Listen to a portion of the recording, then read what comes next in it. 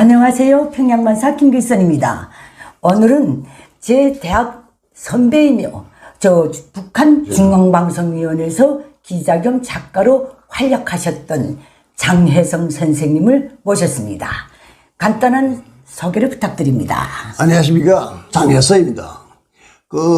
제 경력을 간단히 말씀드린다면 64년도부터 72년도까지 정부 허위천국 행사 허위국에서 9년 그저 가까이 근무를 했습니다. 그리고 제대되면서 김일성 대학에 가서 김일성 대학 철학부를 졸업했고요. 그 다음에 중앙방송 기자로서 10년, 그 다음 작가로 10년, 그렇게 약 20년 정도 근무하다가 1996년에 대한민국이었습니다. 그럼 선배님은 71년에 대학 들어가셨어요? 2년도요. 72년도면 본과에는 몇 년도에 들어가셨습니까? 그때는 저는 항해기 원래 좀 있었으니까 군대 나가기 전에 고등만 됐기 때문에 70년도에 전에 본과에 들어가서 76년도에 졸업했어요. 그러니까 선배님은 저보다 딱 하나면 운에. 아, 그럴까요? 그렇게 되지. 나도 72년도에 들어가서 예비과를 마친 다음에 73년에 본과 들어갔으니까. 그렇게 됐구나. 예, 그러니까 그래서 겨우 앞뒤집이네. 하루 빼치 하루 타고 또 우리 다 대학 신중이들은 대단한 선배지. 그리고 무슨 대단한 선배는 아니고 그래서 겨우 한 학년 우위. 한 학년 우위지만은 선배님의 경력은 두껍잖아. 우리는 군사복무를 안 했으니까. 예, 맞아요. 64년부터 72년까지 약 9년간 군사복무를 하시고 허위국에서 그것도 대단한 경력입니다. 허위국은 함부로 못 들어가는 데고 성분도 탕탕 태워서 받는 부대인데 제가 듣기로는 선배님이 아버님께서 6.25 전쟁 참전자라고 들었거든요. 맞습니다. 북한 인민군이 글쎄 남한에 쳐나왔던 건 사실이고요. 북한에서 제일 최정리라고 하는 부대가 조선인민군 제448연대입니다. 간단히 얘기를 할 것 같으면 448연대가 중국인민해방군 제4야전군 림표가 사령관이었어요. 림표. 4야전군 47군 139사 44 41사 이게 세계 사단이 전 중국을 해방하고 그다음에 거기서 산 조선 사람을 다 이렇게 뽑아 놓으니까 5,600명 됐어요. 어이고. 5,600명을 된 거 그때 다 얘기했으면 긴 얘기인데 아무튼 김일성이도 또 탈락했고 직접적인 건 김일이 중국에 가서 류석이하고 주운래 이 사람들 주덕이 만났나? 주덕이 만났죠. 이게 3번 만나가지고 그 다음에 못했더니 한 번 만나고 그래서 조선 운영군 살아남은 것 좀 좀 달라. 우리 인민군을 만들어놨는데 인민군이 하나도 전투란 그 경험이 없다. 그렇지. 그러니까 좀 전투 경험이 풍부한 이 사람들 좀 제발 좀 달라. 그때는 이미 중국 거의 다 해방한 다음이거든요. 그래서 그냥 다 넘겨줬어요. 넘겨줬는데 이제 거기서 남은 게 살아서 남은 사람이 5,600명 남았는데 그걸 정주에 와서 다 인민군 군복으로 갈아입히고 그 다음에 정식으로 조선인민군 제448연대에다 3,000명 그 다음에 1,500명은 백공호 전차旅단 땅굴旅단 거기다 가서 줬어요. 거기에 부대가 너무나 전투에 단련됐으니까. 아니 동북삼성에서 저 해남도까지 국민당 군대 쫓아나가면서 베일라벨 전쟁을 다 한 사람인데. 맞습니다. 그리고 그뿐만이 아니라 조선인민군 자체는 김일성이가 48년 2월 8일에 인민군을 만들었다고 했는데 일개 사단 만들고 그다음에 기본적으로 중국에 있던 팔로군에 포함되어 있던 조선 의용군들 그거 다 걷어내왔는데 그게 76,000명이에요. 특히 거기서 북한에 나와서 인민군 육사라고 했던 거는 그러니까 중국인민해방군 166사 그게 나왔던 게고 그다음에 거기서 다 그저 이게 4사, 5사, 6사, 안동, 12사 4개 사단 제일 최정예 사단은 다 중국에서 나온 부대라고 보면 옳겠습니다. 그때 아버님의 직책은? 우리 아버지는 중대장을 하다가서 낙동강에 나가서 사망했어요. 이야, 중국에서 나온 우용군 부대의 중대장.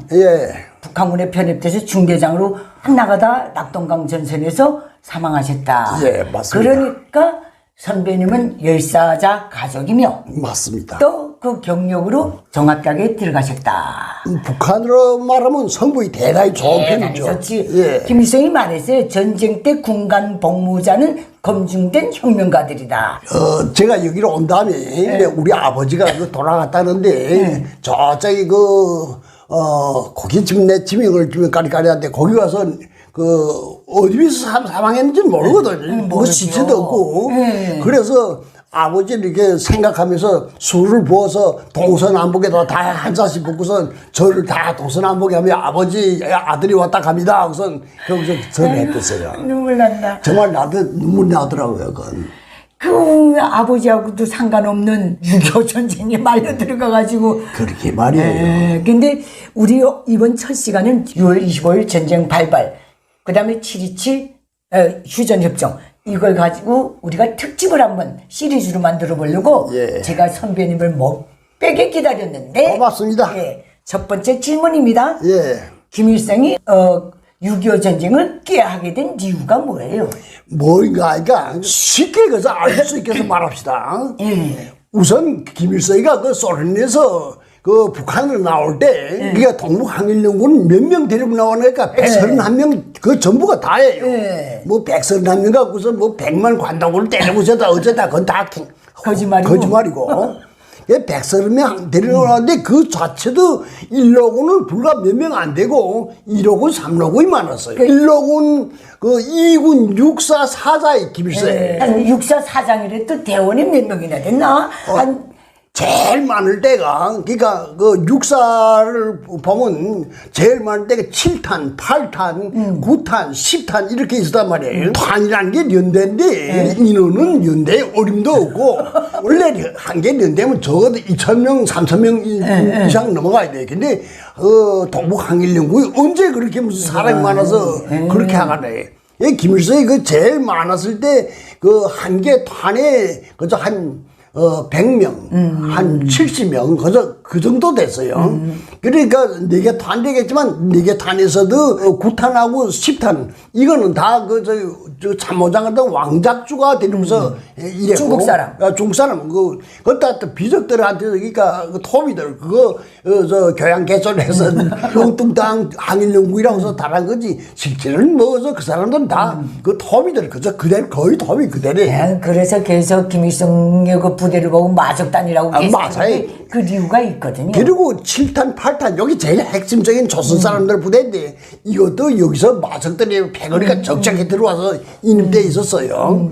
근데 아무튼 간에 소련에 갔다가 나온 인원이 이제 1호군, 3호군 해변에서 앞에서 131명. 그러면 그때 김일성이는 이걸 가지고 전쟁할 생각은 못했을까요? 당연히 못해. 어림도 없죠. 왜 6.25 전쟁을 해야 되겠다 이 녀석이 이렇게 딱 생각을 했어요? 그게 좀 여러 가지를 참 이유가 많은데, 우선은 제일 큰 이유는 중국이 그때 제3차 국공합작이 결렬되면서 그 국내 전쟁이 일어나면서 이 동북을 점령하고, 그 다음에, 점차 남진해갖고서 나가서 마지막에 해남도까지 점령하는 거 보니까 김일성이 자기도 좀 하면 일으키면 할 것 같거든. 그 다음에 그게 첫째 원인이 되고, 둘째 원인은 그때 인민군 자기 창건해 놓은 건 겨우 인민군 1사하고, 그 다음 경비대 2개 려단, 38 경비대단 2개 려단이 되는데, 하나 더 늘고서 3개 려단 늘었어요. 그 다음에 인민군 약간 좀 더 징집을 해서, 그래서 좀 더 2사, 3사 이런 것들을 늘었는데, 이 사람들은 전쟁 경험이 없었습니다. 그런데 실질적으로 아까도 얘기했지만 전쟁 경험이 있는 중국 8로군 출신 이 사람들, 그러니까 4사, 5사, 6사, 안동, 12사 4개 강짜 사단이 나왔는데 이 사단들은 정말 전투에서 단련될 때를 단련된 사람이거든. 그러니까 이런 부대를 가졌는 데다가 그때 남한 정세는 어땠습니까? 남한은 쉽게 말하면 여기 듣는 사람들은 좀 듣기 싫어하겠지는 모르겠지만 오합지졸 됐어요. 49년도 대구 폭도 일어났죠. 그 다음에 48년도에 그 4.3 폭도이라고 해서 여기서는 4.3 폭도이라고 하면 좀 싫어하는 사람들도 있을 것 같은데 4.3 투쟁이 있었습니다. 그 다음에 고해 10월 달에 류수 군인폭도 있었어요. 네, 맞아요. 그러니까 이게 지금 남한이 지금 계속 이렇게 그저 지금 자기들로 단합이 못 되고 아주 불안정했죠. 거기에 그 북한에 들어온 사람들이 얘기를 들어보니까 좀 지식인이라는 사람들이 그때 한 70% 80%가 좌파됐대요. 아, 저게 동아일보가 46년도에 그 여론조사 한 거 보니까 사회주의를 지지하는 게 60몇 %더라. 그렇게 될게 후에 47년도 48년도 좀 더 많았을 거예요. 많았겠죠. 그러니까 이 김일성이 채 나가면 먹을 것 같거든. 근데 그 김일성이 늘 얘기를 하는 게 그 박헌영이가 쳐나가기만 하면 남조선 그 노동자들 환영한다고. 100만이 들고 일어난다. 그렇게 했는데 실제 그거는 그 48년도 전에 이 얘기예요. 그리고 김일성이가 스탈린한테 가서 좀 전쟁 이렇게 좀 해달라. 소위 바르게 되게 빌 때 김일성이가 그 박헌영이 보고서 나가기만 하면 그렇게 100만이 들고 일어나는가? 그러니까 아니다. 지금은 다 감옥에 들어가 있다. 박헌영이가 분명히 얘기를 했습니다. 그런데 김일성이가 계속 채 나가기만 하면 뭐 틀림없이 이제 중국에서 그 인민해방국이 나왔으니까 짱짱한 전투 사단들이 들어왔고. 그러니까 치면 이길 것 같거든. 그래서 스탈린을 보고서 소위 바르게 빌리면서 좀 치게 해달라. 이게 스탈린도 처음에 동의 안 했어요. 안 했죠. 예. 안 했죠. 스탈린은 특히 그 미군이 무서워서 미군이 직접적으로 들어오기만 하면 미군의 힘에 대해서는 알거든, 스탈린도. 그래서 못한다 했는데 그다음에 못했더니 한테 와서 못했더니 만약 남조선이 먼저 쳐들어온다면 그때는 내밀라. 그런데 너네 먼저 밀지 말라. 그게 못했더니 말이에요. 그런데 김일성이가 또 다시 50년도 총각 그때 그 스탈린한테 가서 다시 이렇게 해달라. 나 우리 얼마든지 이길 수 있다. 서울 손가락같이 하고 쉽게 이길 수 있다. 그러니까 그때 스탈린이 생각한 게 이렇게 해가지고서 잘하기만 하면 이 동아시아 말하자면 이쪽도 다 사회주의 계열로 만들 수 있을 것 같고 거기다 더 액션 라인이라고 했습니다. 액션 라인에 이 남한은 포함 안 됐단 말이에요. 그러니까 남한은 쳐도 미군이 가만히 있을 것 같거든. 그러니까 쳐라. 그리고 그 다음에 스탈린이 그 손 들어준 바람에 못했더니한테 와서 이렇게 스탈린하고 이미 다 이렇게 토의돼 있는데 좀 치게 해달라. 그러니까 못했던 사실 중국 사람들 말인데 그래도 마치 못해서 손 들었다고 그러는데 너 칠렙 치라. 우리가 너네 바쁘기만 하면 좀 도와주겠다. 그렇게 했는데 거기 그 소련 군대가 그 항공 한 개 사단을 후원해 주겠다 했는데 그건 소련에서 잘라본 것 같아요. 요거는 김일성의 말입니다. 왜 그때 6.25 전쟁을 결심하게 됐는가?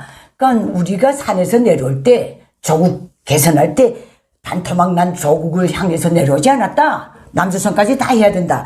여기에 정치적 명분 하나고 6.25 전쟁을 전후해서 그때는 소련하고 미군하고 2차 대전 무슨 협정에 따라서 다 철수한 상태거든요. 예, 그렇죠. 대한민국에서도 철수해서 번대가 다 일본으로 들어가고 맞습니다. 소련 군대도 거의 철수하고. 예. 그러니까 이게 미군이 철수한 상황이다. 군사 고문단만 있었대요. 다 야전 철막치고 생활을 했대요. 그러니까 이게 미군이 이제 번대가 나갔다. 그래서 치면 될 것 같다. 남조선의 자본주의 체제가 정착하기 전에 빨리 해야지 이게 될 것 같아. 맞습니다. 자기는 이렇게 생각했다 그러더라고요. 예. 근데 그건 김일성의 말이고 김일성이 원래 불장난하기 좋아하는 사람이다 보니까 또 남한을 먹으면 침은 쉽게 먹을 수 있을 것 같으니까 그렇게 했는데 김일성의 판단 착오예요. 그러니까 결국은 그때부터 대한민국을 자유민주주의 체제가 정착하기 전에 빨리 수복해가지고 미군이 잠깐 나간 기간에 그래가지고 그 한반도를 공산화하려고 그렇게 했는데 그게 좌절이 됐죠. 당연하죠. 얼마나 다행입니까? 우리한테. 다행이죠. 근데 김일성이가 말에 의하면 49년도에도 50년대 초에도 소련을 뛰어갔대요. 예. 이거 승인해달라고. 예. 박헌여와 같이 계속 되겠어요. 계속 타는데 소련으로부터 그때 비행기 항공 제호권 하고 장총 10만 종 지원을 약속받았다는 거예요. 아직도 쪽 10만 종. 그때 소련으로부터 땅크 36대를 지원받았대요. 저는 38대인가를 알고 있는데, 뭐, 6대나 8대나, 어쨌든 저기 대한민국 사람들은 6.25 전쟁 사볼 때 북한 탱크가 100개 뭐 몇백 개 되는 걸로 아는데 그건 그건 아닙니다. 절대로 아니고 예. 36대 탱크를 가지고 유경수 사단을 모으거든요. 처음에 여단으로 만들다가 서울을 그 점령한 다음에 사단으로 됐죠. 불었죠. 그 김일성이가 6.25 전쟁을 이렇게 결심하고 내밀 때 36대 탱크 중에 2대를 남겨놓고 최고 사령부 예비대 해가지고 36대를 가지고 공격을 시작했다는 거예요. 요건 그 북한 자료에 딱 있더라고요. 그게 맞겠습니다.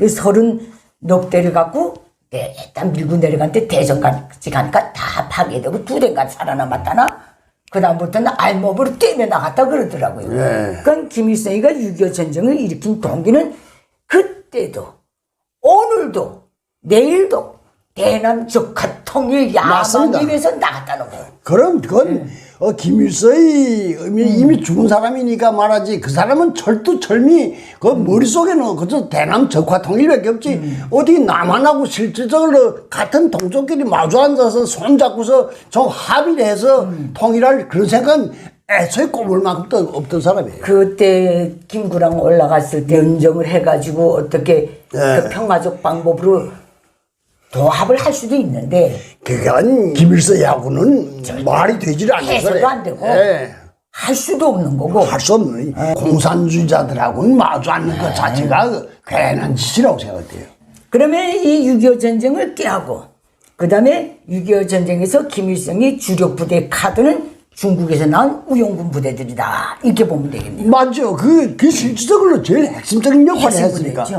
낙동강까지 밀고 나와서 끝까지 백골 부대에 모여 국군 따라 나온 거는 그 중국에서 나온 부대들이라고 다 그랬거든요. 맞습니다. 근데 그 후에 김일성이는 그 부대를 다 정파로 몰아서 우리 수정이 할아버지가 중국에서 나온 어느 사단의 검찰소장을 했어요. 저게 저작선 집에도 나와요. 뭐라고 그 검찰소장 하면서 무슨 정파를 했다고 그래서 이렇게 제거됐거든요. 그때 그 정파 투쟁에서 낙동강까지 나왔던 중국에서 나온 우용군 우두머리들은 다 정파로 몰아서 쫓거나 잡아놓고 그 다음에 70년대 들어서는 그 부대에서 분대장, 병사했던 것까지 다 중국이 온 거자라고 해서 완전히 북한의 요직에서는 다 내보냈어요. 말하자면 56년 8월 종파요, 그 다음에 58년 3월 종파요 해고서 그래서 모서리 다 쓸어버렸는데 그 역사를 보자면 엄청납니다. 피눈물 나죠. 정말 피눈물 나죠. 그러니까 거기서 6.25선 주역이라 할 수 있지. 군단이 2개 군단을 편성이 됐습니다. 나올 때. 그러니까 1군단은 김웅이라는 사람은 원래 신사군에서 거기서 지대장을 하던 사람이에요. 신사군하고 팔라군하고 두 개 군대가 있었는데 신사군에서 지대장을 하던 사람인데 이 사람을 후에 조선의용군이라는 걸 42년도에 만들었는데 조선의용군을 만들면서 거기서 사령관은 무저해했어요. 그러니까 그때 이 작은 용 팔라군에서 기본적으로 조선의용군을 모았으니까 신사군에서 그 사람은 후에 이 동북으로 나올 때 조선의용군 사령관이 돼갖고서 나머지 사람 300명이에요. 300명을 데리고 나와서 이 동화 쪽에 와서 부대를 넣고 가지고서 그 부대가 말하자면 이용화의 지대 제1지대를 만들었는데 그 제11지대까지만 나왔댔어요. 근데 3지대는 이상조 영감이고, 그 다음에 그 1지대에서 지대장은 김우희하고, 그 다음에 정치위원은 방호사에 했는데, 방호사에는 원래 그 동북항일연군에서 35년도에 소련, 대학에 무슨 갔댔어요. 동방대학인지 가서 졸업했는데 다시 이쪽에 동북으로 나오지 못하겠으니까 저쪽 신강을 해서 연안에 갔던 사람이에요. 그래서 감을 정치원으로 해가지고서 나와서 제일 1군단이 편성되고 2군단은 무정장군이 2군단으로 편성했는데 무저희는 왜 군단장을 하다가서 도중에 퇴출됐는가 하니까 군벌주의로. 군벌주의가 아니에요. 기본의 핵심은 김일성이가 지금 낙동강에 나갔는데 낙동강에 나가서 한 달 됐거든. 한 달 됐는데 계속 밀고 당기고 왔는데 김일성이 보고서 그 무소이가 뭐라고 얘기했는데 이거 이렇게 하면 안 된다. 언젠가는 지금 중국도 그러면 어떡하라고 그러니까. 그러니까 빨리 호텔에서 38선에 가서 우리 방을 하자. 재정비하자. 그렇지, 재정비하자. 그런데 이 김일성이 돌대가리 같은 사람이 무식하게 짧은 사람이 어서 거기다 나갔는데 이제 다시 호텔한다는 게 말이 되는가? 전혀 안 된다. 그래서 무소에 들어가서 사실은 뭘 말해줘요 뭐고. 명령 불복종으로 떨고. 예. 그러고서 거기서 떨고서 그다음 거기다 정말 깡무식자인 최여일 이 운단장을 올렸는데 최여일한 게 가짜 뒷다리도 모르는 사람이에요. 그 사인할 줄도 모르는 사람이요. 맞아요. 그러니까 이제 이 전쟁에서 김일성이는 제가 키운 무력도 아닌 중국 공산당에서 중국 해방에서 했던 기라성 같은 그 인물들, 박모산이들 동방대학 나와서는 그때 대학이 못해요. 그럼요. 최용건이 무슨 이홍광이 김웅이 무정이 다 백전노장들인데 이거를 자기 밑에다 깔고서 말하자면 대남 적화 통일 야망을 위해서 써먹었다. 그 후에 이 사람들은 다 처단했다. 다 처리했다. 예. 반쪽파 투자라는 게 결국은 그 사람들을 다 없앤 게 제일 처음에 그 사람들 지킨 게 반쪽파 투쟁의 시발점이에요. 그렇죠. 그게 그 반쪽파 투자를 해고서 그 김우희 그다음 방호사이 이권무 어쨌든 중국에서 나온 사람들은 그저 중대장 이상은 다 처리해버렸다고 보면 옳을 것 같습니다. 우리 애 아버지가 그 말로 중국에서 나온 사단에 어느 검찰서장 했는데 한창 전쟁 와중에 저 가족이 폭사당했다는 통신을 받았대요. 그러니까 홀로가 됐잖아요. 그때 우리 시어머니는 그 사단의 검찰서에서 최고사령부 연락관을 했대요. 그때 여자로서 한 줄에 두 알 달고 전쟁 참가한 거는 손가락에 꼽을 정도거든. 그래가지. 처녀로서 그렇게 하다 내가 야전 상태에서 서로 결혼을 한 거예요.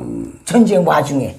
그래가지고 야전에서 결혼 생활하다가 결혼 등록도 못하고 임신하다 나니까 그 제대돼가지고 그때 애를 어디서 낳을 수가 없잖아요. 한반도는 옹땅 전쟁판이니까 중국으로 들어간 거예요. 중국 그 연안에서 나온 분이니까 들어가서 제 아빠를 낳고 전쟁 다 끝난 다음에 좀 54년도인가 두 족구 나왔대. 제 아빠를. 나와서 그 다음에 찾아가 보니까 가족이 폭사하긴 뭘 폭사해. 더럽게 다 살아있더래요. 그러다 나니까 시어머니가 너무 뚜껑이 열려가지고 다시 없고 대비 없고 중국으로 들어간 거예요. 그 정파를 때려 맞을 때 제 아빠는 거기서 뇌가 된 거예요. 용량관계를 따지다 나니까. 거기다 또 제 외삼촌이요 뭐 이거 몽땅 항일연금 빨치산하다가 다 죽은 사람이니까. 그리고 우리 시할머니가 유화현 삼원포 거기 출신인데 김일성이가 20년대 총각 거기 한번 왔댔대요. 네, 맞습니다. 왔는데 그 우리 시할머니네 집에서 밥 한 끼 얻어먹고 잠을 한 잠 잤대. 하룻밤. 그래서 그 시할머니가 그 김일성이 한 끼 먹이고 하룻밤 잤다는 그 공로로 해가지고 10사대오를 만땅같이 받다가 갔어. 그 사모포라는 거 1930년인가 29년인가 그때 그 남만 청총대회를 할 때 그때 그 저기 차광수랑 뭐 이게 같이 가서 거기서 그때. 맞아, 딱 그때가 돼요. 그때예요. 그래서 대우를 계속 받은 거예요. 그 가족이 진짜 죽었더라면 우리 시어머니나 제 아빠도 북한 땅에서 없어진 지가 오래지. 그렇죠. 북한에서야 종파 연루들 잘 알면 그래서 가차없이 처리하는 게 북한이잖아. 그 김정일이 말이지. 우리 수령님의 머리는 종파 분자들 때문에 휘어졌다. 이 짱놈이 그 정치적 도전 세력으로 봤으니까. 이번에 남한에 와서 그 반종파 투쟁에 대한 거 거기서 살아남은 사람들 그 실기를 내 적절하게 좀 보고 있거든요. 만약에 우리 아버지도 전쟁 시기에 죽지 않았으면 그 다음에 전쟁이 끝이 나고 56년도까지 적어도 연대장 이상까지 올라갔을 것 같은데. 아이고야 무조건 무조건 정파지. 예, 그렇게 됩니다. 관은 다 정파로 걸렸으니까. 맞습니다. 우리 선배님은 아버님이 무슨 그 슬퍼할 일이지만은 네. 그래도 전사하다 나니까 그 영광을 계속 이어갈 수 있었던 거예요. 탈북하는 날까지. 예. 나름대로 그 덕을 산 아버지보다 죽은 아버지 덕을 더 많이 봤어요. 예, 오늘 1탄은 여기서 마치겠습니다. 예. 일성에 위한 6.25 전쟁의 2탄 예. 준비했습니다. 예, 제가요, 1978, 79년에 황해남도 연안군에 나가서 300명 서서 생활을 했거든요. 예. 그때 어찌어찌해서 어떤 문건을 하나 두시게 됐어요. 근데 거기에 그런 내용이 있더라고요. 1950년 초부터 밤마다 포하고 군대가 계속 그 휴전선으로 나갔대요. 그때 김일성이가 3월 달인가 황해도를 현지 시찰하면서 황해도 농민들하고 앉아서 얘기를 나누는데 황해도 농민들이 그랬대요. 당신 전쟁하려는 게 아닌가? 왜 그러는가? 그렇게 밤마다 군대가 이렇게 38선으로 나가는가? 전쟁하려고 그러는 거 아닌가? 그러니까 김일성이가 힘이 우림을 웃으면서 답변을 안 했다는 그 사료가 딱 있더라고. 그걸 보고서 6.25 전쟁은 북한이 이미 준비했구나. 난 그때 깨쳤거든요. 제가 그 6.25 전쟁에 대해서 알게 된 문제는, 그 1980년인가 그때 그 6.25 전쟁과 관련해서 제가 그 기사를 하나 쓰게 됐습니다. 그래서 기사를 쓰게 된 그 기본 내용 남조선이 먼저 전쟁을 이겼다. 우리가 저 정리에 반격을 해서 어떻게 됐다. 그렇게 대체를 알고서 기자를 하나 나갔어요. 나갔는데 어딜 나가는 거니까 독립군 무슨 뒤에 가게 됐는데 그날에 비가 너무 와서 독립역에 내리니까 가지 못하겠더라고요. 그 독립군은 어디에 있던가? 평북도.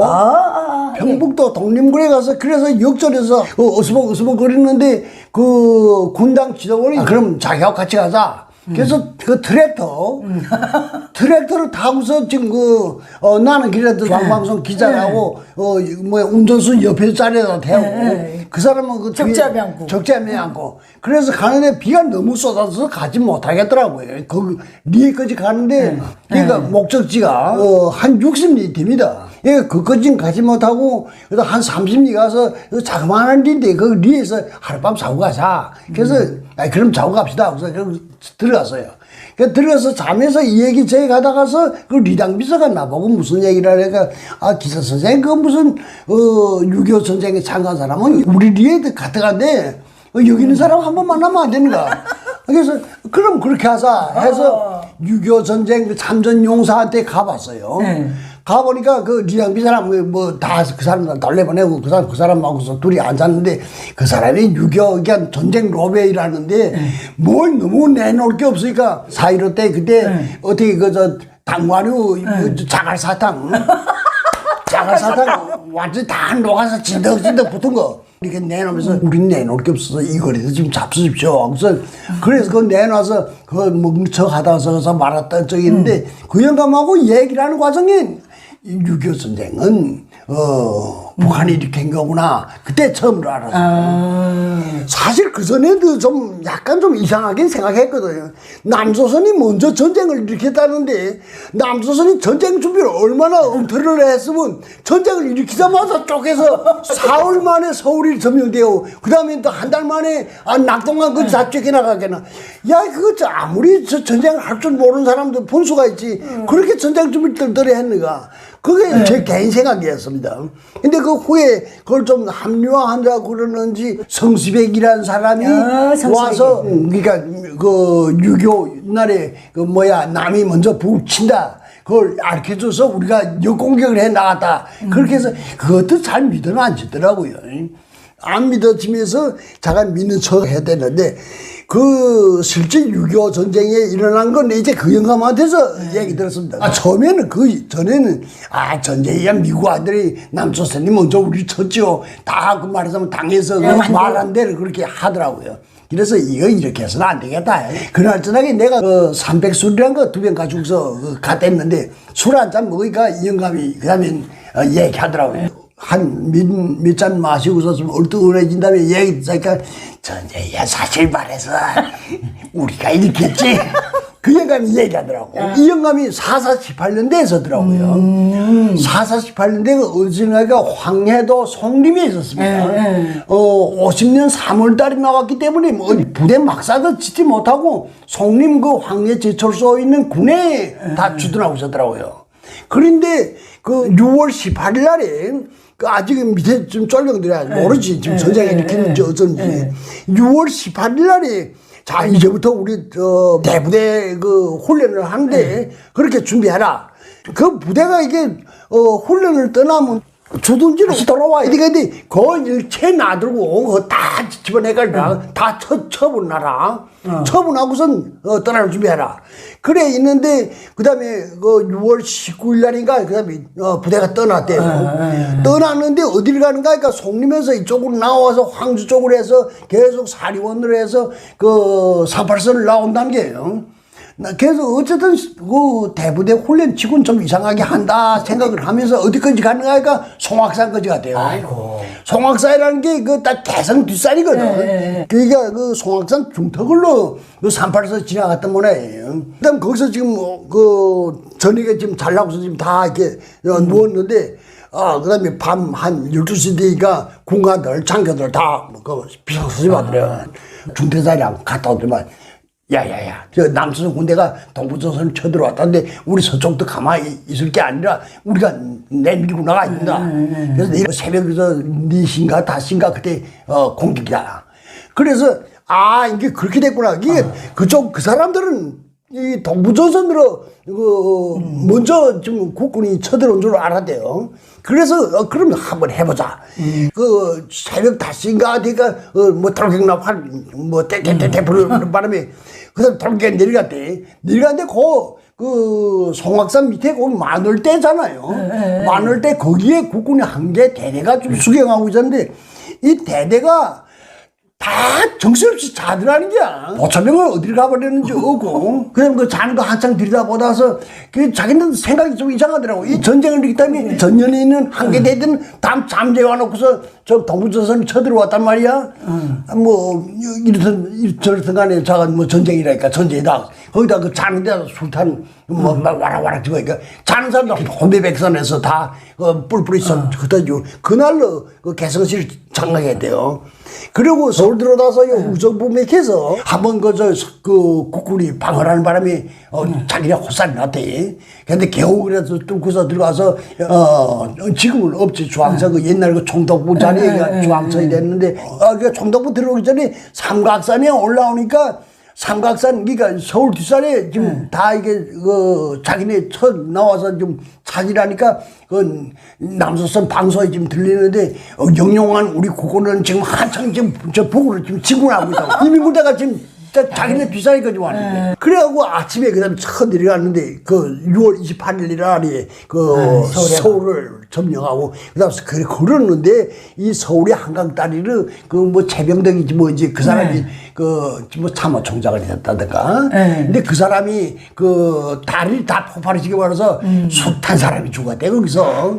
그런데 서울까지 점령하고 보니까 이짝이 동부전선에서 같이 이렇게 바란스를 맞춰서 나가야 되겠는데 동부전선이 얘기 들어보니까 순천에서 국군에서 항도면인지 뭐인지 완전히 강하게 방어를 해서 그래서 밀고 나가지 못하고 해서 거기서 어물어물하면서 거기서 3일 동안 서울에서 있었다 그래요. 그래서 3일 만에 어쨌든 간 다시 진격해서 나갔는데 오산까지 나가니까 24사의 성견대가 500여 명이 오산까지 왔더래요. 미군이 스미스 특공대. 그렇죠. 스미스 특공대. 근데 오산에 완 그 미군들도 48년 2월 8일에 김일성이 만들어 놓은 인민군대만 생각했지 중국 팔로군에서 최성의 부대가 나온 줄은 모르고 있었던 것 같아. 와서 이거든 뭐 지금 고질 찾으라고서 별로 높지도 않은 고지인데 고질 찾으라고서 뭐 나팔을 부르대고서 뭐 그다음 거기서 하모니카 부르대고 춤을 추면서 놀고 있더래. 미군 부대가. 그러니까 민군 그 바치소고리 부대인 줄 알았단 말이야. 그래서 이 사람들이 그다음에 이게 뭐야? 그래서 4448년대 그 연대사에 그때 장교덕이 됐어요. 길림 사람인데 장교덕. 장교도. 그 사람이 장교덕이가 팔로군에서 늘 해먹던 선수들에게 앞으로 치는 척하면서 양쪽으로 부대를 위에서서 뒤를 쳤다. 가들이 무슨 자동차를 그렇게 많이 끌고 가는지 미군 아이들이 그걸 끌고 들어온 차가 500대 있더래. 500대 돼서 이게 기계화 부대인 줄 알고 이젠 그 미군은 다 풍지박산이 돼서 500명 다 달아나고 죽은 거 죽고 그리고 그 500대 자동차를 노예해서 그래서 누구든지 운전하는 사람은 다 운전대 잡으라. 그래갖고서 나왔대. 밀고 나왔대. 제가 처음으로 그게 행군하면서 걸지 않고 자동차에 이거 앉았대. 조금 있더만 폭격기가 들어온다는데 자동차를 괜히 탔다 하고서 얼마나 후회한지 모르는데 그저 폭탄을 막 그래서 사람이 없는 걸 뻔히 알면서도 막 쏘아붙더래. 그래갖고 어디까지 나가는가 하니까 시단지까지 거의 나갔대. 근데 거기 그 금강이 흐르는데 금강이 흐르는 그쪽에 나갔는데 4.4, 6.4 그다음에 요 뭐 몇 개 사단이 지금 서부전선을 진기게 나간 사단들이 거기 지금 좀 금강 지금 북녘을 지켰지. 근데 금강 남쪽은 미 24사 본대가 와서 지켰대요. 그다음 그렇지. 그리고 띵뿐만 아니라 그 국군에서 그 도망쳐도 치는 사람들 걷어 모아서 거기다 가서 한개 군단 실제 한개 군단 되는지 모르겠는데 어쨌든 그걸 그 금강 그 개선을 완전히 금강 사수했죠. 철통방어를 해야 된대요. 방어를 하는데 이쪽에서는 그걸 모르고서 김우희가 전선, 그러니까 그 서부전선 사령관이 됐으니까. 김웅. 이 사람이 어떻게 했는가, 그러니까 지금 북한에서 가면 조개반 전쟁 기념관에는 뭐 현대적인 포위전술에 뭐 탁월한 무슨 그런 김일성은 알지도 못했대, 그따고. 근데 그 김우희가 이따가서, 야, 그 유경순의 탱크 사단.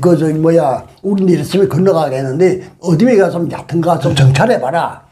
그래서 안순학이 중대자예요. 안순학이 비롯해서 탱크를 석 대를 그 금강이 어디 얕은가에 그 건너가려고 해서 좀 정찰을 나갔거든. 나갔는데 지금 정찰을 했지. 하고서 그다음 보니까 안개가 너무 세포였기 때문에 동서남북이 어딘지 분간할 수 없게 됐단 말이에요.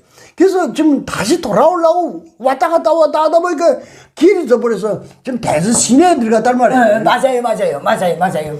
대서 시내에 들어가서 지금 대서 시내인지도 뭔지도 모르고 들어가서 보니까 앞에 국군이 왔다 갔다 하고 미군이 왔다 갔다 하고 이게 뭐야 하면서 거기다 가서 아무데나 동서남북에 가서 제 보는 데다 다 쏴파는 거 치단 말이에요. 쏘니까 저기 전년에 나와 있던 국군하고 미군한테는 이게 소문이 어떻게 나는가. 그러니까 이제 좀 인민군대가 지금 대전 시내에 들어와서 분주탄 피우고 있다. 그러니까 여기서 어물어물하다 다 죽는다. 그래서 총도 제대로 못 쏴보고 후퇴하기 시작했다니에요.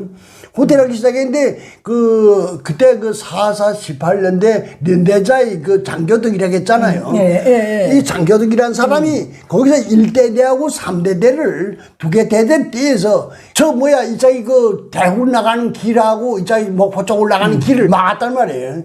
나가 차단하고 있는데 그다음에 여기 지금 대전 시내에 갇혀 있던 국군하고 미군이 그저 제일 뿔뿔이 전쟁은 사기가 기본인데 사기가 기본이죠. 사기가 다 이렇게 되는데 완전 콩가루 집어야 되지. 그래서 그다음에 막 그저 도망쳐 나오는 부대가 무슨 기울이 있고 저는 그러게. 그래서 거기서 나오는 거 거기서 막 기관총으로 쏘고 그래서 거의 많이 죽였다고 그래요. 그래가지고 이 대전 해방은 아주 쉽게 했다는 거지. 그리고 그다음 추풍령을 넘어서 김천이 있는데 추풍령까지 넘고 락동강까지 나갔는데 락동강 나가니까 미군이 그 본토 무려 25사를 비롯해서 막 그래서 들어오는데 이 안에는 그 전쟁이라는 거 그저 기술 장비를 하는 것들이 잘 살긴 잘 살아서 그런지 폭탄을 떨구는데 산에 인민군대가 한 명도 없는 거 뻔히 알면서 그냥 줄폭탄 퍼부더라는 게요. 그런데 인민군대는 그 락동강 나갔죠. 나갔는데 줄폭탄을 들이퍼보는데 인민군대는 비행기라는 게 한 대도 없고 포란 것도 박격포 그따위밖에 없고 이 평사포라든가 중포 이런 건 하나도 없는 상태거든. 그래가지고 낙동강 건너갔다가도 폭격한 다음 또 도망쳐서 들어오고. 그리고 저녁엔 또 나간대. 그 주민들이 다 이미 그 가면서 집들을 다 비었더래요. 그 집이 빈 거, 그, 가짜 규택에 나와서, 밧줄을 이렇게 묶어서 콱, 당겨서, 그 집을 허물어서는 그 집을 떼목을 묶어서, 건너갔다는 게요. 그 건너가는데, 아침만 되기만 하면 비행기가 들이닥치는데, 그거 견딜 수가 없지. 너무 폭격을 들이대서.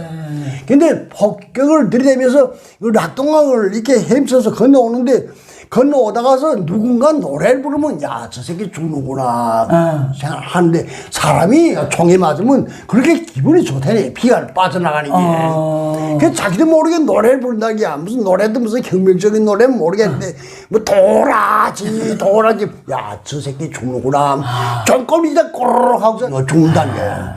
그렇게 해서 죽은 사람이 엄청나다. 그래서 계속 밀고 당기고 거기 가서 7월 말에 낙동강에 나갔는데 8월 말 그때 김일성이 도깨비 같은 사람이 좀 생각해 보세요.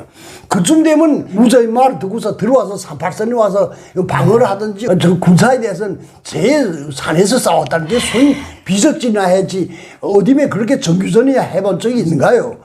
그래서 그다음에 무저히 체내 깔리고 가짜 뒷다리도 모르는 최저일 이군단장을 가지고 떡 올려놓고서 그러는데 저 인천에서는 미군이 상륙작전이 있었는데 그 상륙작전은 여기서는 그저 9월 15일 날 하루를 보더라고요. 그러니까 내가 생각하거든 북한에서는 9월 13일 날부터 상륙작전 시작됐다고 보는데 13일, 14일은 다 막아내고 15일 날 끝내 막아내지 못해서 상륙했다. 그렇게 얘기했는데 13일, 14일에는 선견부대, 정찰특공대 같은 게 이래 좀 왔다 가서 구축하면 한 2대 좀 가지고 왔다 가서 뭐 그럴 것 같아요.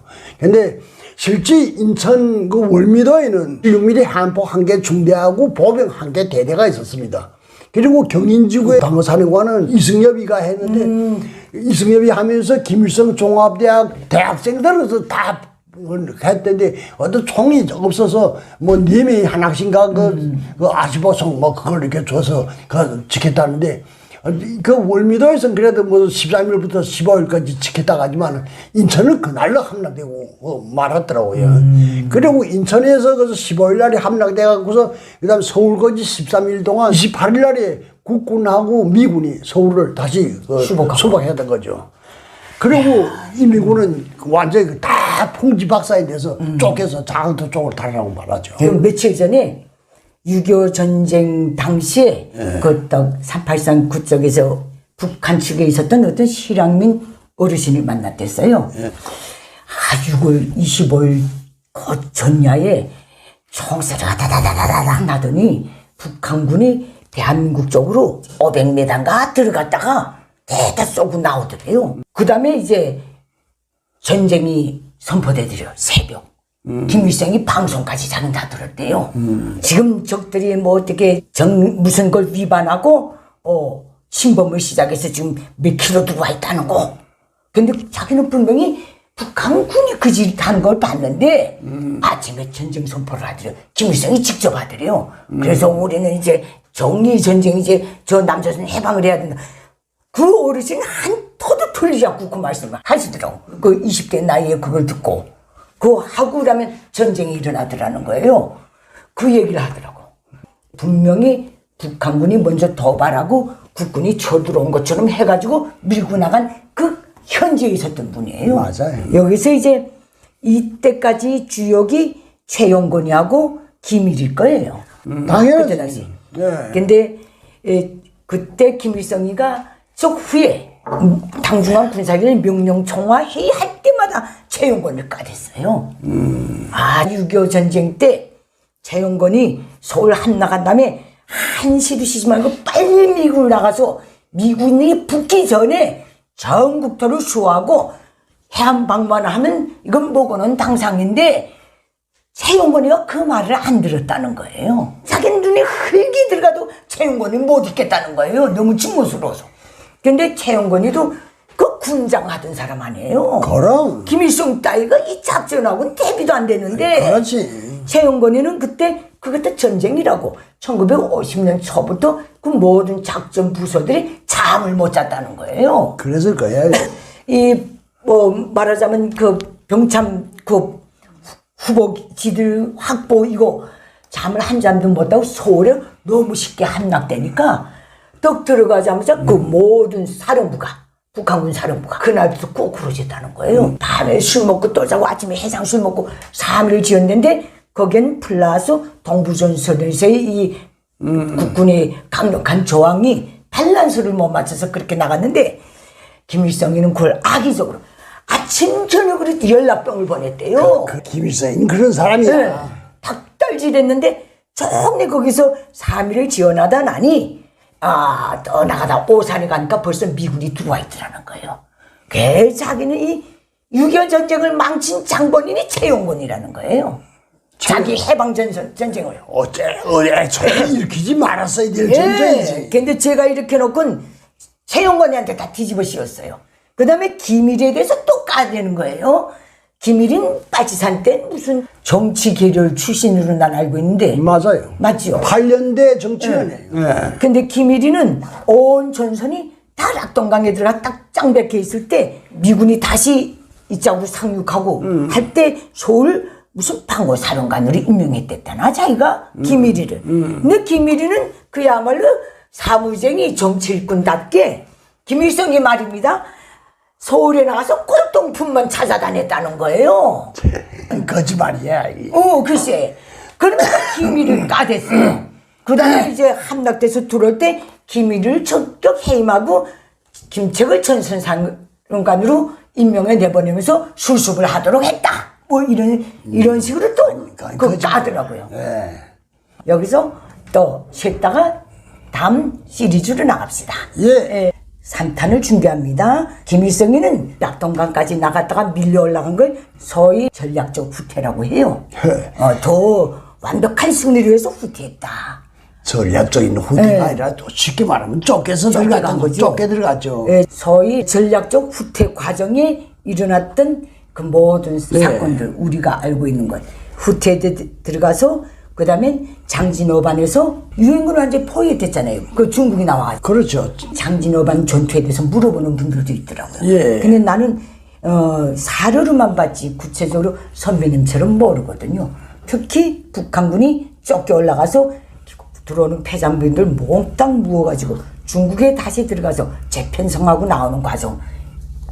그 얘기라서 하면 그것도 역시 긴 얘기인데요. 짧게 얘기합시다. 그러니까 그 후퇴를 하게 된 거는 그 인민군대가 50년 8월 31일에 최후 공격이라 해가지고서 전전선에서 공격을 했는데 원래 공격이라면 그 한쪽에 있는 부대를 방어를 시켜놓고 거기서 많은 인원을 차출해서 다른 전선에 가서 그 집중해가지고 하는 게 그 공격입니다. 근데 그때는 이미 인민군대가 그럴 형편도 못했어요. 더금너도 없이 거기까지 나가다 나니까. 그런데다가 더구나 인민군대가 총 진격에 나간 게 그래서 한 10만 나갔는데 그 낙동강 좌안에 그 배치된 그 국군하고 미군이 10만 거의 1대1로 좀 들어왔단 말이에요. 그런데 그 미군과 그 다음에 국군이 무장 장비는 민군대에 비해서 말할 수도 없이 제공권을 다 가져가. 제공권 다 해상권을 다 가져가. 그 융단 폭격이라는 게 그때 나왔단 말입니다. 가장 미군이 무지하게 그 폭격하더래요. 폭격하는데 그래도 그 김일성이 이 무지막지한 인간은 최후 공격을 해서 31일 날에 최후 공격을 했는데 육산 구체적으로 마산 그까지 나갔대요. 방호사이가 사단장을 했는데 나가서 공격하려니까 미군이 딱 좌표를 정해놓고서 포사격을 하는데 거기서 대개 한 절반 사망했대요. 그러니까 공격할 부대가 있어야 공격할 게 아니에요. 그래서 마산까지 뒷산까지 갔다 가서 그 내 공격을 못하고 거기서 한 달 동안 어물거리다 가서 결국은 미군이 인천 상륙 작전을 하면서 그래서 중가운데 잘려갖고 저 앞에 나갔던 건 사실 다 포위된 상태거든요. 그렇죠. 국토 포위가 돼버렸습니까 완전히. 그때 미군이 만약시 그 38선을 막은 상태에서 그 안에 갖게 있었던 그 인민군대를 섬멸하자면 순식간에 섬멸할 수 있었을 겁니다. 그런데 그게 아니고 국군이 먼저 38선을 넘어서 북한 쪽을 쳐들어가기 시작했거든요. 그래서 어쩔 수 없이 미군도 그 국군 뒤를 따라서 북한을 쳐들어가게 했단 말입니다. 근데 이와 관련해서 북한 내부에서는 대혼란이 일어났어요. 이미 그 많이 그 얘기를 되고 있었지만은 북한 신천 학살사건이라고 지금도 가기만 하면 신천 원래 그 군당 청사인데 그걸 지금 다 사석관으로 만들어 놓고서 그렇게 됐는데 40일 동안에 죽은 사람이 전체 인구의 3분의 1인 35,854명인가 죽었다. 어떻게 그렇게 머리가 좋습니까? 근데 거기 취재를 아마 한 서너 번 했습니다. 처음에는 그걸 다 진짜로 들었거든요. 정말 미군이 들어와서 그렇게 많은 사람을 죽였는가. 그런데 취재를 자꾸 이렇게 여러 번 하면서 보니까 거기서 실제 있었던 영감 많아서 구체적인 얘기 들었는데 미군은 자기는 보지도 못하대요. 한 번도 보지 못해. 해리슨이 좀. 해리슨 중리가. 일개 중리가 그런 대학살을 어떻게. 말도 안 되는 소리 하지 마시려고 그랬어요. 그때 10월 13일 날인가 국군이 들어왔대요. 근데 10월 10일 날인가 거기서 신천 시내에서 무장폭도 일어나더라고요. 근데 무장폭도 일어나게 된 계기가 참 중요한데 그 인민군대가 호텔 한다 하니까 그 군안전부에서 말하자면 살생부 명단을 작성했습니다. 후퇴하기 전에 죽이고 올라가요. 이거 놔뒀다가는 이제 국군이 들어오기만 하면 틀림없이 그 반동 쪽에 설 사람들 그런 사람들을 이미 그 살생 명단을 만들어 갖고 죽였어요. 죽였는데 근데 이게 어떻게 소문이 금방 퍼졌단 말이에요. 전쟁 와중이니까 뭐. 그렇죠. 그래서 지금 살생부 명단을 만들어 갖고서 지금 막 죽이고 있다. 그래서 소문이 쫙 나가니까 그 신선 사람들은 다 무엇입니까? 날 와서 죽이라고서 그렇게 하는 거예요. 내가 가서 얘기 들은 거는 신천 중학교 체육 선생이 신천 그 지구 치안대 대장 했다고 그러던데 다른 말 들어보면 또 다른 사람이 했다는 얘기도 있습니다. 그래서 그다음 이 사람들이 무장을 들기 시작했는데 또 한편은 어떤 일이 있었는가 하니까 여기서 그 후퇴하게 되니까 인민군대를 초월해서 가는 사람들이 재령역전에서 400명인가 그렇게 기차를 다 단체로 우리가 무슨 가다 김일성이 대포밥이 되겠냐 총을 돌리자 그래가지고 그 사람들이 또 돌아서고 또 신천에서도 살생부 명단에 올랐던 사람들이 치안대를 조직했단 말이에요. 내가 만났던 그 영감이 신천읍에서 거기서 자기네 집까지 한 10리된가 그래서 그랬는데 거기서 그날 저녁에 달구지 끌고서 신천읍에 왔는데 와 소리 나면서 가서 불이 사고 돼서 완전 산탄같이 일어나면 여기가 군 내무서를 지금 쳐들어가는 파이지. 내무서를 지금 격격히 포위라고 해서 그러니까 그다음 거기서 그 방문하던 게 그 군안전부 사람들하고 그다음에 군당 사람들하고서 밑이 거기서 방어하다 마지막에 다 손 들고서 항복하고서 나오고 말았지. 그런데 이게 아직 국군이 들어가기 전에 이런 일이 있었단 말이에요. 그래, 거기서 이 사람들이 치안대를 총 조직했는데, 치안대를 조직해갖고, 그 다음에 거기서 말하자면 방어를 하던 그런 놈들을 비롯해서, 사람들 막 갖다서, 방공호에다 다 이렇게 쓸어 엮고서, 그 다음에 거기서 지금, 그렇게 되니까 사람들 눈에 불이 올라서, 말하자면 달이 떴지. 노동다에 들었다 사람이면 그저 아무 사람이나 다 잡아다서 죽이는 판이에요. 그 노동당이라는 게 그때 노동당이 진짜는 막스레인이 줄 알가서 공산당 선언을 알가서 아무것도 모르는 사람인데 그저 위에서 말하자면 당세를 확장하기 위해서 마분지 당선을 하나씩 나눠준 사람들이 절대 다수란 말입니다. 근데 이 사람들한테 당원이라 하면 그 사람들뿐만 아니라 그 가족까지도 모조리 다 그렇게 죽였거든. 그래서 그 화약 창고 무슨 백공 어린이 400명의 어머니 어머니들 다 이렇게 잡아서 여기서 그렇게 가했던데 그러니까 거기서 살아남았던 사람들은 9월선에 다 기어 올라갔단 말이에요. 9월산에 올라갔는데 그래서 한때 9월산에 올라갔던 사람이 3만 명까지 됐어요. 아이고. 그렇게 굉장히 많아되지. 그러다가서 중국인민 지원군이 다시 그 재직에 나온다니까 이번엔 바꿔야돼서 그다음에 그 9월산에 올라가 있던 사람들은 내려오면서 시한대라고 했던 사람은 이건 시한대 뭐 정말 그 창고지기를 보초나 한 막대기 지고 서 있는 사람들 다 죽였다. 그런 사람을 다 죽이나. 원래 공산당 그 복수라는 게 무섭지 않습니까?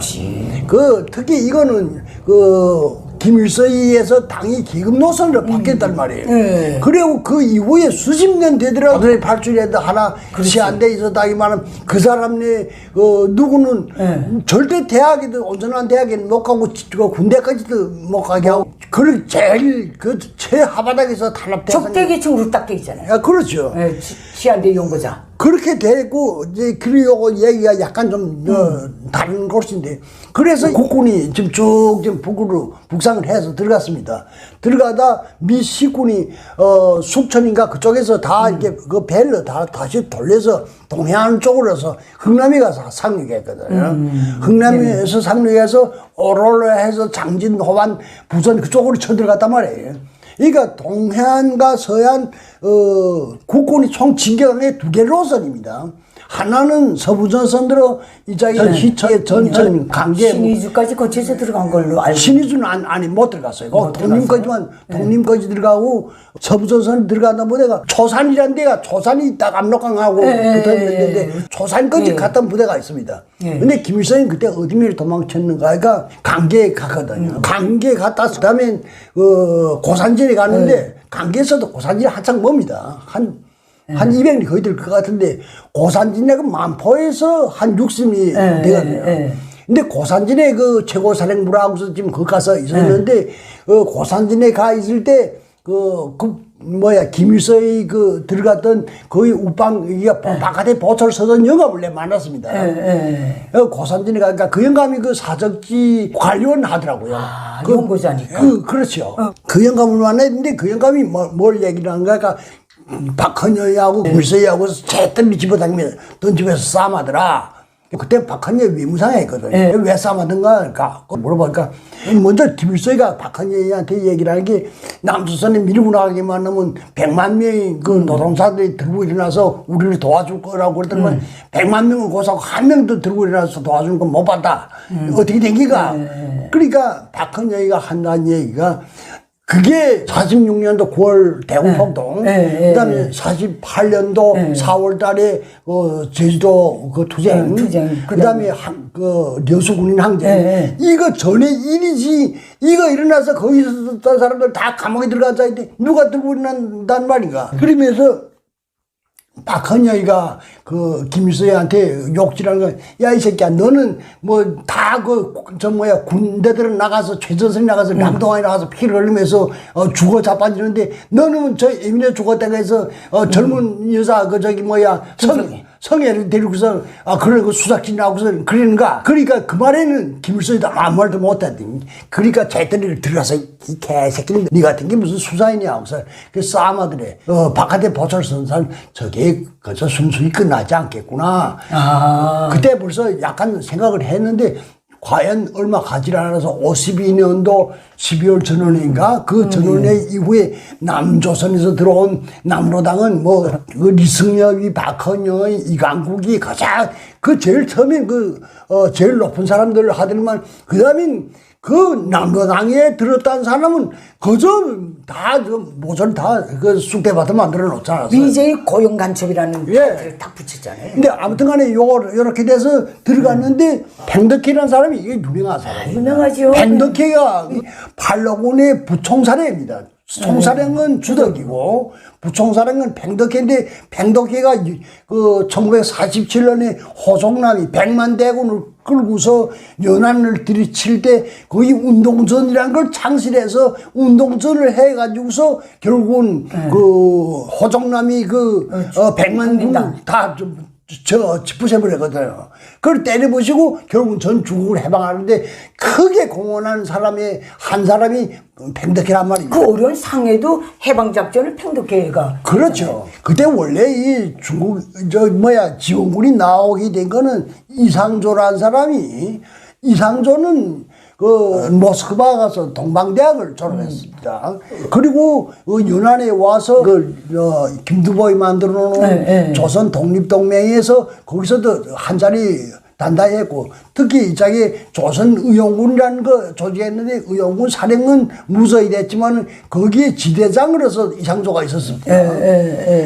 그리고 이상조가 그 후에는 중국이 대일 선전포고에서 소련 군대에 의해서 동북이 다 점령되니까 그때 제일 먼저 하얼빈에 가서 지하 공장을 하면서 그때는 항일연군은 이미 다 소련에 넘어가고 없었거든요. 거기서 조선의용군 제3지대를 기초를 만들어 놓은 사람이 이상조예요.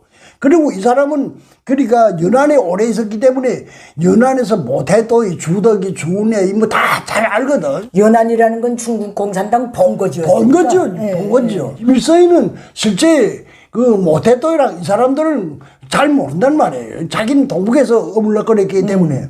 그래서 이상조를 시켜서 그때 이상조가 상업상을 했습니다. 상업상을 하던 사람을 다시 북한군 부총참모장으로 그 명색을 달아줘갖고서 좀 들어가서 얘기하라. 얘기해서 지원을 좀 빨리 달라. 그래서 이 사람이 8월달에 이미 들어갔습니다. 8월 말에 그 김일성의 총진군 명령을 내릴 때 이 사람은 빨리 들어가서 지원군 좀 달라. 이게 못했더니까 뭐라겠는가, 너네 지금 전선이 지금 어떻게 되냐.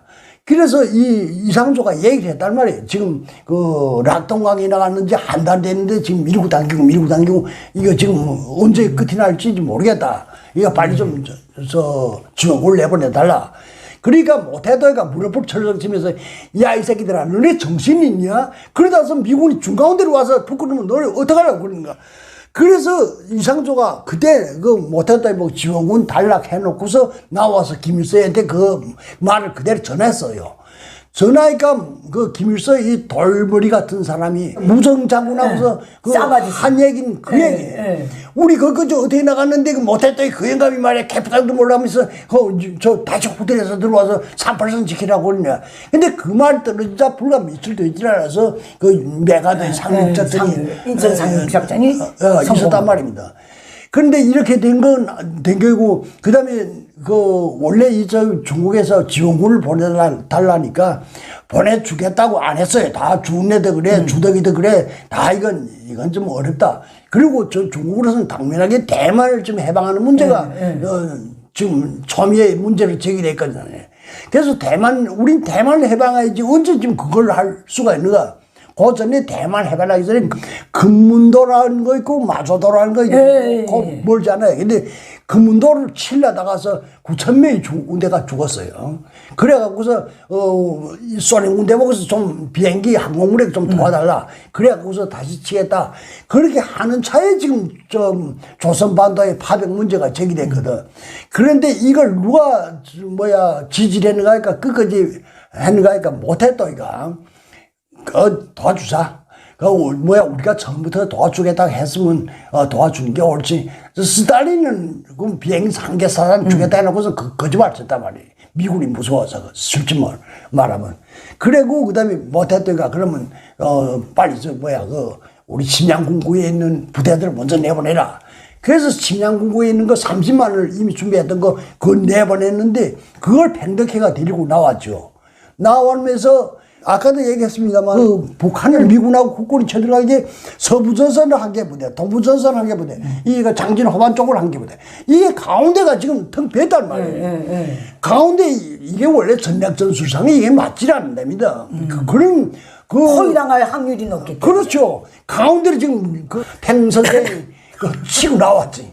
치고 나와서 그다음에 양캔을 막아놓으니까 그다음에 장진 호반에 들어갔던 사람들이 실질적으로 총에 맞아 죽은 것보다 얼어 죽은 사람이 많다고 그래요. 근데 거기 중국 인민지원군 제25군이 거기 투입되는데 난 그 옛날에 그 책들을 좀 본 기억이 있어서 근데 양근사라는 용 생각이 나는지 모르겠는데. 용화도 있을걸요? 용화 있어요. 네. 양근사를 비롯해서 거기서 그 장진 호반에 가서 중국 인민지원군이 미국보다 더 많이 얼어 죽어요. 자기네는 다 산꼭대기를 차지하고 있으니까 산꼭대기 바람이 더 세지 산 밑이 바람이 더 세가 나요. 글쎄. 꼭대기에서 다 얼어 죽으면서 그 어쨌든 그 그랬는데 용화도 있어? 그 바람에 이 뭐야 미국이 네. 그거 좀 쳐들어가다서 이거 안 되겠구나 해서 흥남을 해서 다 내떼고 말았죠. 김일성이 염치도 없는 사람이 김일성이 그 중국인민지원군 총사령을 자기한테다 맡겨달라. 예. 팽덕기가 지금 하는데 그 자기가 작전을 개뿔같이 그걸 해가지고서 그래서 다 개박행위 만들어놨는데 그게 중국이 줄 게 뭐예요? 줄 게 뭐야 당초에. 안 주지. 그래서 결국은 거기서 설티각티각 많이 했다고 그래요. 그래서 그때 그 중국인민지원군 사령부가 저 평안남도 해창군 그 성광산 거기가 있었는데 사실 심심산골이에요 거기가.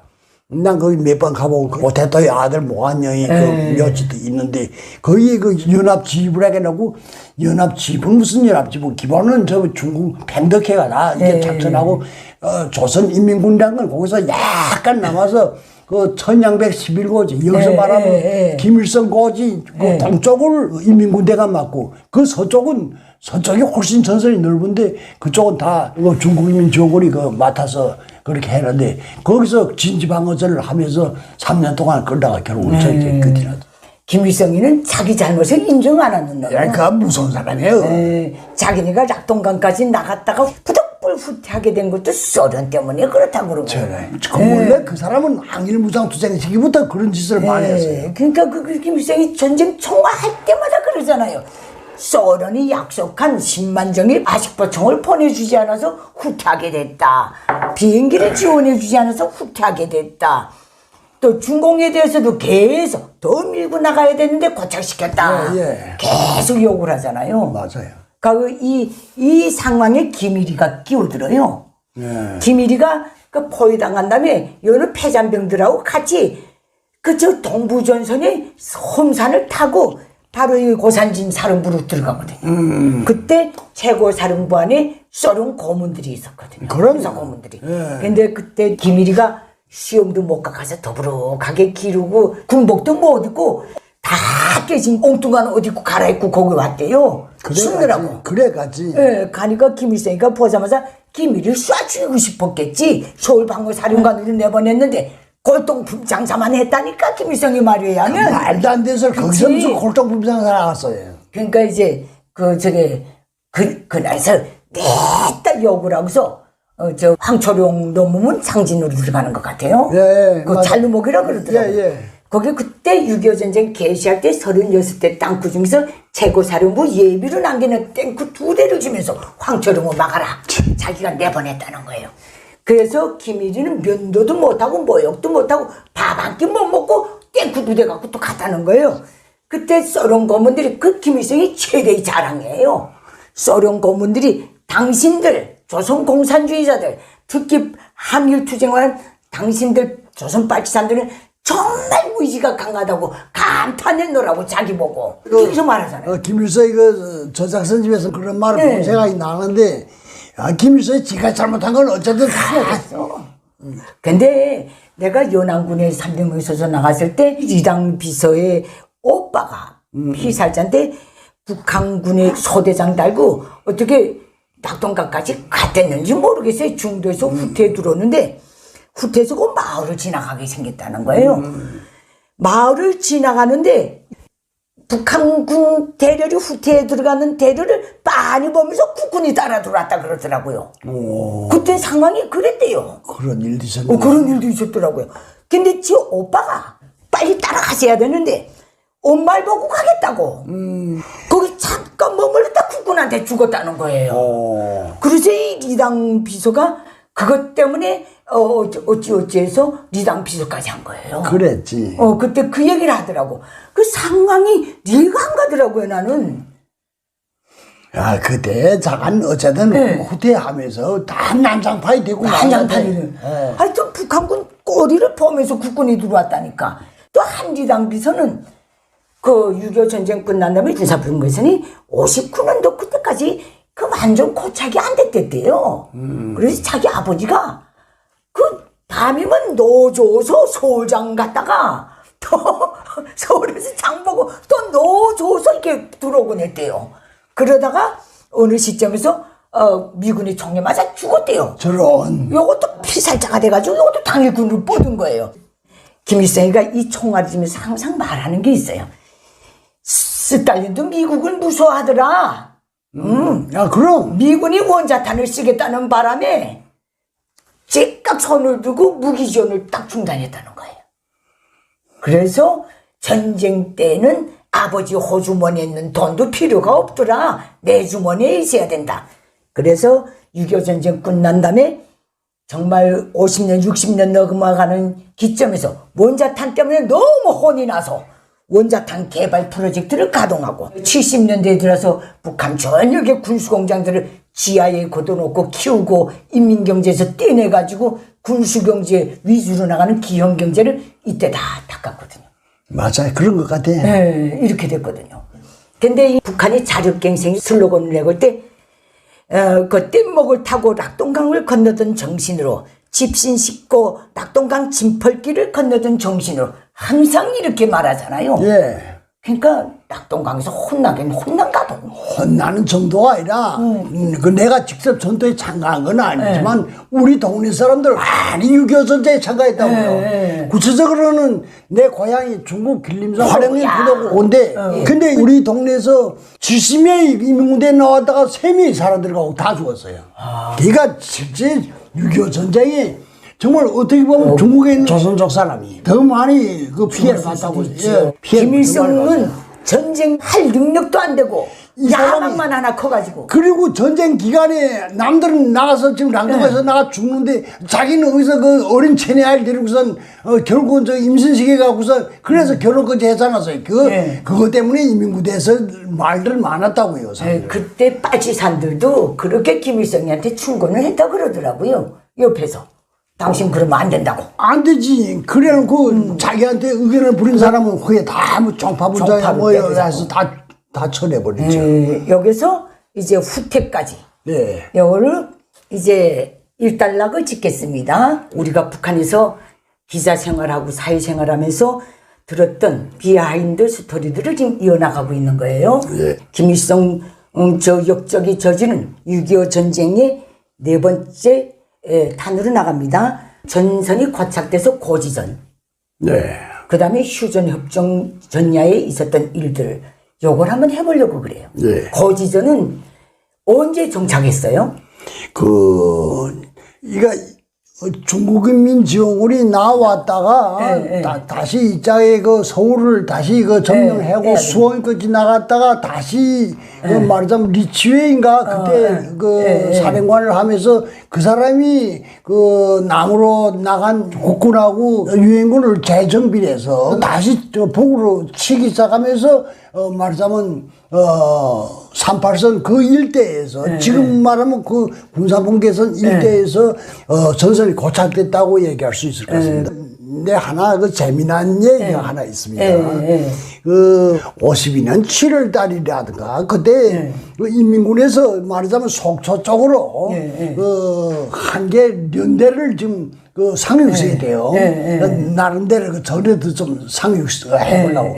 근데 인민군대가 이게 다시 재진격에서 나와서 원산까지 이렇게 점령하고 보니까 배가 없다는 게요.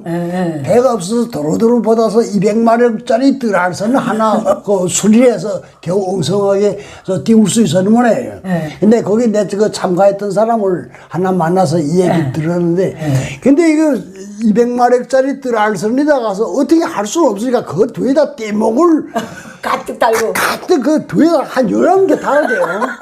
그 떼목을 한 11개 달고 거기다 76mm 포를 하나씩 이렇게 다 올려놓고 그 다음에 그 인민군대를 한 개 연대를 거기다서 태워가지고서 지금 속초항인가 들어갔대요. 근데 그 고지의 뒷살에 그 국군이 수태 많았대.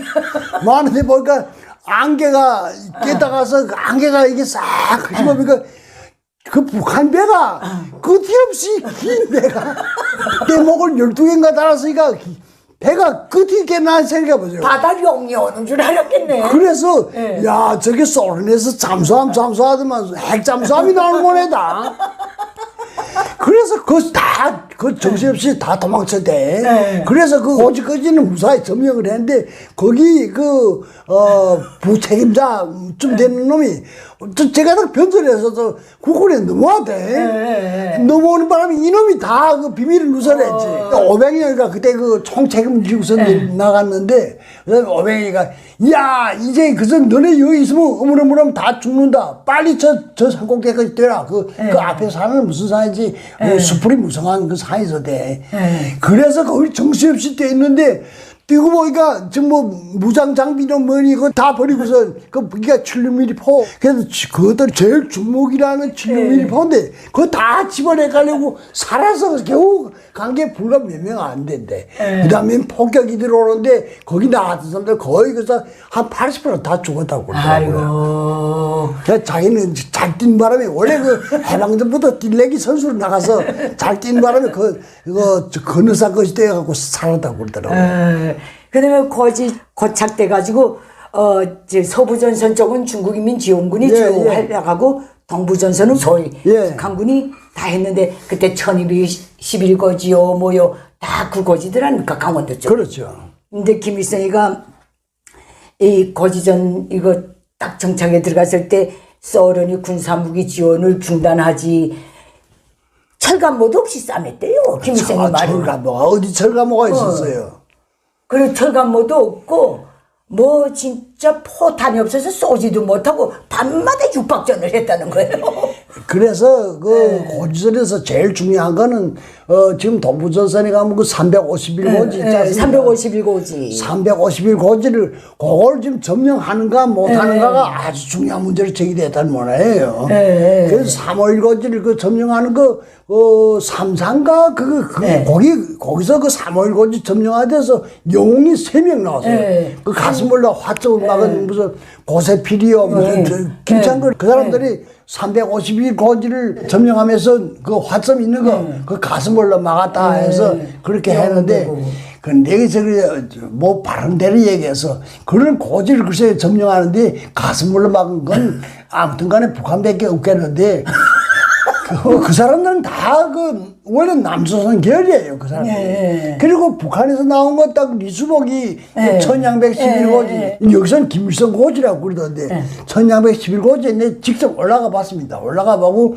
이수복이 그 화점 막았다는데, 이렇게 오른쪽으로 쭉 이렇게 고개가 있던데, 고개가 이제 남한하고 연결됐다고 그러고요. 그래서 남한 쪽에서 공격하려면 거기로 올라가고, 북한에서 쳐나가려면 고장을 서라고 그러는데 거기 그 이수복이 막았다는 화점도 뭐 연구 화점도 아니고 콩나물 그저 좀 이렇게 대충 톱으로 해서 잘라서 요 만들어 놓고요 중기 화점 하나 만드는데 그걸 이수복이 막았습니다. 근데 그 사람 말을 멋있게 했다고 해서 김일성이가 두고두고 하는 바람에 그래서 북한에서 전쟁식이 영웅이라는 거는 이수복이밖에 없지. 근데 이수복이 중대 있죠? 중대, 문화부 중대장 했던 게 내가 대학 다닐 때 어문학부 학부장 염종률이었어요.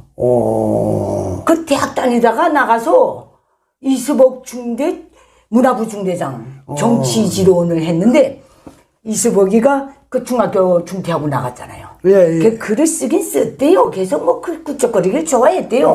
그 다음에 죽은 다음에 이수복이 그 수첩, 그거 보고 그 문장을 자기가 만들었다 그러더라고요. 그러니까 김일성이가 뭐 시찰 나왔을 때 그거하고 이수복이 그거 들고 가서 밭에 넣어라. 그래서 영웅됐다. 나는 해방된 조선의 청년이다. 그 저기 염종률 학장님이 그거 한 거예요. 우리 염종률이 얼마나 경력이 웃기는지 몰라요. 그 노동당원이며 김일성 종합대 어문학부 학부장이며 6.25 때는 1212고지 문화부 중대장이었으며 70년대 말인가 그 딸이 나하고 동창생이거든요. 너 아버지는 지금 어디 가니? 종합대학에서 나갔으니까 불교도련명 위원장 됐대. 아니 너 아버지 노동당원인데 어떻게 불교도련명에 갔냐? 그러니까 김일성이가 부르더래요. 앞으로 저 남조선에 불교계하고 이걸 해야 되는데 당신을 믿고 보낸다 해가지고 사고 있던 당증은 김정일이 김일성이한테 직접 바치고 불교도는 민위원장으로 나왔다는 거예요. 근데 너 아버지 남의 아버지 답으로는 아니네 그래놨거든 하고 자기도 웃더라고요. 그러고 북한에서 그 영우이라는 사람들 예. 김기우가 비행기를 30m를 떨고 왔다잖아요. 김기우 영우 이중영우인데 비행기를 30m를 떨고 왔다. 이게 말이 됩니까? 말이 안 되지. 그것도 취재를 했어요. 이 사람이 어떻게 돼서 그 영웅이 됐는가? 그럼 물어보니까 자기네가 앞에 다리가 하나 있었대. 다리가 하나 있고 이렇게 나스방을 고있었는데 거기서 그 막심 중기, 막심 중기를 그 4개를 묶어서 이렇게 해놓고 김기우가 그때 집에 장가를 금방 가고서 군대를 갔다 보내. 그런데 그 앞에 웬 여자가 가는데 분홍 치마에 노랑 저고를 입고서 야, 그 멋있는 여자 가더네. 그래서 가는 거 보고서 야 저거 어떻게 한 번쯤 해먹을 수 없겠나 하고서 계속 그 생각만 하는데 그 미군 아이들 쌩쌩이 가지고 왜 이러더만 그 다리에다 폭탄 쏘는 게 그 여자가 맞아서 돌아갔다는 거예요. 그 다음에 이치가 그 화가 나니까 중대부에 들어가서 큰 거울 있잖아요. 그거 들고 와서 그 미군 비행기가 온데다 번쩍번쩍 없어요. 그러니까 미군 비행기 거기서 뭐 번쩍거리고 이 무슨 뭐 무기나 중요한 게 주라고 거기를 곧바로 들어오는데 그걸 그 고사총으로 쏘았다는 게. 아 근데 어쨌든 몇 개는 떨고 건 사실이래. 한 대여섯 대는 떨고 오는데 그렇게 되면 그 저희가 다른 사람 떨고 거 다 보태준대. 연대에서 떨고 거 다 보태서 30m짜리 떨고 걸로 해갖고서 요 됐다고서 얘기하더라고요. 그때 전쟁이 그렇게 심했는데 고지전이 그 김일성이가 전선에 나가니까 총포 마음껏 쏴봤으면 원이 없겠다던 뭐 고지 용사들이 말 듣고 막 무슨 후치령인가 넘어서 강계 어둠에 가서 포탄 생산을 2배로 누릴 수 없는가? 근데 전병호가 공정기사를 했대요. 우랄공대 유학 갔다가 나와가지고 거기 공정기사로 배치받았거든요. 한성룡이가 포탄 직장장을 했다는 거예요. 그때 이 소련 고문들은 공칙 능력이 맞지 않는다, 못한다 했는데 한성룡이하고 천병호가 무조건 할 수 있다 해가지고 뭐 어떻게 주물렀는지 어쩜 몇 배로 늘어놓은 거예요. 그래서 김일성이가 72년도 자기 소위 탄신 그 기념일에 대연회를 차려가지고 그때 강계 공장에서 기사장을 하던 전병호 부르고 한성룡에 부르고 양쪽에 세워놓고 당신들이 오늘 이 자리에서 이렇게 술 마시며 즐길 수 있은 게 이 2사람 덕이다. 그 6.25 때 이 사람들이 포탄 생산을 그렇게 넣고 다니까 우리가 오늘 공화국을 지키고 이렇게 살 수 있었다. 근데 그렇게 연설까지 했는데 고지전이 치열하긴 치열했던 것 같아요. 그럼 고지전이라는 거 이거 한마디로 말해서 그 1211고지 그거 하나만 떼기기만 한 원산까지 막을 만한 데가 없대요. 그래서 원산까지 내놓고 말하자면 금강산도 다 내놔야 된다는데 이젠 일이 이렇게 됐으니까 말이지 그때 그 좀 1211고지가 좀 밑에 가지고서 금강산만이라도 좀 금강산 관광하겠다는 노래는 안 나올 거 아니에요. 그러게 난 금강산만이라도 이게 나만 따야 됐으면 얼마나 좋았을까 그런 생각이 많이 듭니다. 그 김일성이 항상 자랑해 우리가 그 금강산을 지키겠다고 한치도 내놓을 수가 없어서 동부전선에서 그렇게 많이 희생됐노라. 그 짓고요. 김일성이 그 무슨 1211고지를 직접 가지 못하고 강원도 법동구 용포리 가서 이게 최고예요. 용포리 가서 그 저기 뭐 이수님이하고 옥시서이하고 둘이 만났다는데 이수님은 후에 평양산은 맞아요. 이수님이는 중국 팔로군 출신이에요. 맞아요. 팔로군 출신. 그 장춘 해방 전투 때 그러니까 중국 인민해방군 그 장춘을 포위하고서 4월달에 포위하고 10월달에 뒤쳤다니까 중국 아시기들 너무한 거야. 그리고 인민들이 이게 먹을 게 없어서 나오기만 하면 총창으로 도로 밀어야 했다니까.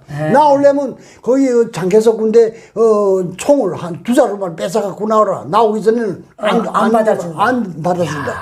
그래서 그 장개석 군대 차지한 저 거점하고 그 해방군이 차지한 그 거점이 200m인데 200m가 그 시체를 어쩌서 꽉 덮였다잖아요. 근데 거기에 그 이수님이가 나갔댔단 말이에요. 그거에 내가 이수님이 단독으로 취재를 했던 적이 있었는데 나한테는 뭐 어머니 격인데 그 선생님도 고생 많이 하긴 많이 했더라고요.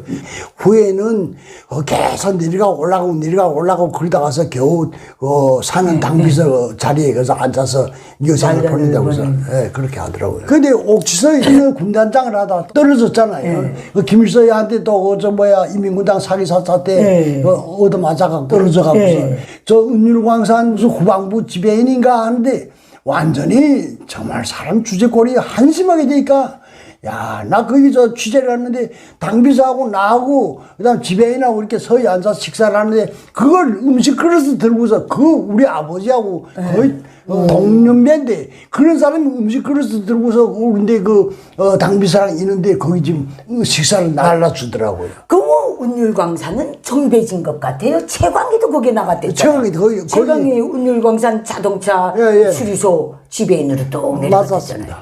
그 다음에 이제 그때 당시 전선이 피할 수 없이 고착되고, 그러니까 김일성이도 이제 힘이 진해가고. 그렇죠. 그러니까 휴전 협정을 맺어야 되는데 중국이나 소련 계속 휴전 협정 하는데 김일성이가 끝까지 포착됐다고 그렇게 저도 그렇게 얘기해요. 다시 밀고 나가겠다고. 그 어림도 없는 소리지. 그때를 놓고 말하면 제가 무슨 힘이 있어요. 기본은 다 중국 지원군이 팽덕회가 다 지고 있는데 제가 무슨 힘이 있다고서. 안 할 말로 진짜 거시기 하나 차고선 지금 또 장비도 몽땅 소련제 중국제 있고. 그렇지. 뭔가 지가 주인 행세를 하면서 6.25 전쟁을 이렇게 됐거든요. 참 김일성이라는 사람은 어쨌든 어느 한 번은 칭찬할 데가 없는 사람이에요. 김일성이는 곧잠에도 자기 자랑을 해. 6.25 전쟁에서 유리한 어떤 휴전협정문을 받아내기 위해서 자기가 못됐던 거하고 맞짱들 대상이나 돼요. 아니, 어림도 없지. 어림도 없지. 근데 어찌해서 밤에 가추샤포 중국에서 12대 달라 그랬는데 요독대를 줬다나? 야, 밤에서 그 정전단판 장소 그 어둠에 거제다 겠다 놓고 7월 27일 새벽에 쏴대니까 미군 유엔군 사령관 클라크가 그 거름에 개 나와서 도장 찍었다나? 거짓말. 그런 식으로 말했잖아요. 김일성이 한 건 다 그래서 100% 거짓말이라고 생각하면 됩니다. 대한민국에도 끝없는 재앙을 주고 북한 주민들에게도 끝없는 재앙을 주고 조선 역사에도 수많은 희생자를 산생시킨 이놈이 90년대 초에 나온 해고록에서 뭐라고 썼어요? 그때까지도 6.25 전쟁을 대한민국에 전가시키는 거예요. 남조선의 위정자들하고 미제 침략군이 일으킨 6.25 전쟁에 대해서 나는 지금 심심히 해고한다는 거 그렇게 돼 있어요. 동족 상잔에는 승자도 패자도 없다. 동족 앞에서는 남조선 위정자들도 우리 공산주의자들도 무슨 어떻게 참여해야 된다. 이런 식으로 또 써놓은 거예요. 김일성이가 공산주의자가 아닙니다. 그건 공산주의자도 아니지요. 완전히 자기 하나밖에 모르는 그런 인간이에요.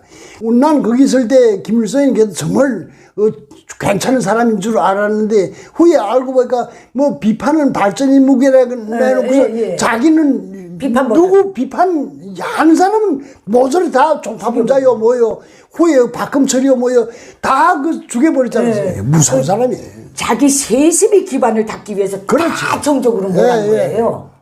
세상에 모태도이도 그래 스탈린도 그래 그런 부분에서는 자기 아들 그건 안 그랬거든요. 모태똥이 보세요.